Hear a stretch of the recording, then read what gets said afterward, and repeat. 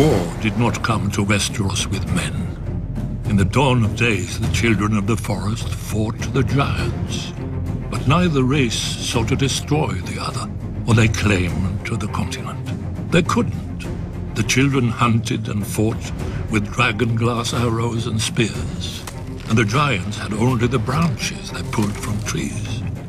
Nor could both races fill more than one of the 7 kingdoms of today. Then the southern deserts coughed up a new race, the first men, who had crossed the narrow sea over the Arm of Dorne. Unlike the children and giants, the first men lived in huts and villages and farmed the land to eat. And there were so many. As the numbers swelled, men needed ever more fields and timber. Of course, they saw that the great forests could provide both. When they cut into the deep woods, however, they stumbled on a strange sight. A white tree with red leaves and a face staring back at them. At first, they were afraid, but the face never spoke, even when the axe bit into it. The first men didn't know what a weirwood was. They didn't know that a weirwood grows forever if left in peace, or that the native children believed their spirits went into it after death. The children had no letters or runes, all of their history, songs and prayers, only the trees remembered. When the children looked at the cleared fields, they saw not white stumps, but their ancestors now lost forever, with their bones stolen to line the invaders' walls. Driven mad by grief, the children attacked. The first men had never seen a weirwood, but the children had never seen bronze. Their dragon-glass arrows glanced off the first men's shields, and their armor of woven bark split beneath the first men's swords.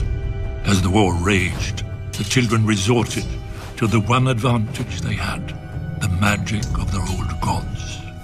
Their green seers enlisted dire wolves and snow bears, cave lions and eagles, mammoths and serpents. In return, the first men cut down and burned every weirwood they could find, fearing that the children would spy on them through the faces in the trees. The children became desperate. Their green seers called down the Hammer of Waters to break the Arm of Dorne, destroying the bridge that men crossed into Westeros, and to flood the neck to contain men to the south. But the first men would not be stopped. Fearing extinction, the children combined their powers for one last spell that would save their people and their land from the invaders. By themselves, the children were too few to resist the onslaught.